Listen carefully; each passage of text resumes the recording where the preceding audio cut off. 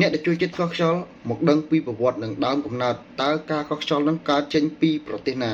តិចអត់ដឹងចេះតែកោះអត់ដឹងថាដើមកំណើតនៃការកោះខ្យល់នឹងចេញមកពីប្រទេសណាមកមើលវីដេអូនេះឲ្យចប់ជាមួយខ្ញុំអញ្ចឹងដើមកំណើតនៃការកោះខ្យល់នេះគឺកើតចេញឡើងពីប្រទេសចិនវាគឺជាវិធីព្យាបាលបែបចិនបុរាណដែលមានអាយុកាលតាំងពី2000ឆ្នាំមុនឥឡូវមកដល់ពេលបច្ចុប្បន្នអញ្ចឹងអាយុកាលវាយូរមែនទែនហើយវាគឺជាវិធីព្យាបាលបែបធម្មជាតិដោយមិនប្រើថ្នាំដែលភាសាចិនគេហៅថាខ្វ៉ាសាហើយខ្មែរយើងហៅថាកោះខ្យល់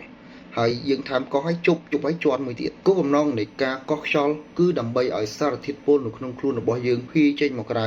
និងធ្វើឲ្យចរន្តឈាមរបស់យើងរត់ស្រួលហើយវាក៏អាចព្យាបាលជំងឺគ្រុនក្តៅបានផងដែរអញ្ចឹងនៅពេលដែលយើងអត់ស្រួលខ្លួនឬក៏យើងក្តៅខ្លួនយើងតែងតែកោះខ្យល់ដើម្បីយើងស្រាលខ្លួនឬក៏យើងស្រួលខ្លួនហើយធ្វើឲ្យខ្លួនយើងបានត្រជាក់ជាតិអញ្ចឹងវិធីសាស្ត្រចិនបុរាណមួយនេះពិតជាមានប្រសិទ្ធភាពមែនរហូតមកដល់ពេលបច្ចុប្បន្នហើយវិធីព្យាបាលមួយនេះមិនមែនល្បីតែក្នុងប្រទេសយើងទេគឺល្បីទូទាំងប្រទេសចិននិងអាស៊ីអាគ្នេយ៍តែម្ដងអញ្ចឹងទូលំទូលាយមែនទែនអញ្ចឹងរាល់វិធីសាស្ត្រព្យាបាលនីមួយៗតែងតែមានគុណសម្បត្តិនិងគុណវិបត្តិអញ្ចឹងពីខ្ញុំតែម្ដងយើងគួរតែប្រុងប្រយ័ត្នទៅលើក្មេងៗមិនគួរកោះខ្យល់ទេជាពិសេសក្មេងៗដែលមានអាយុក្រោម10ឆ្នាំ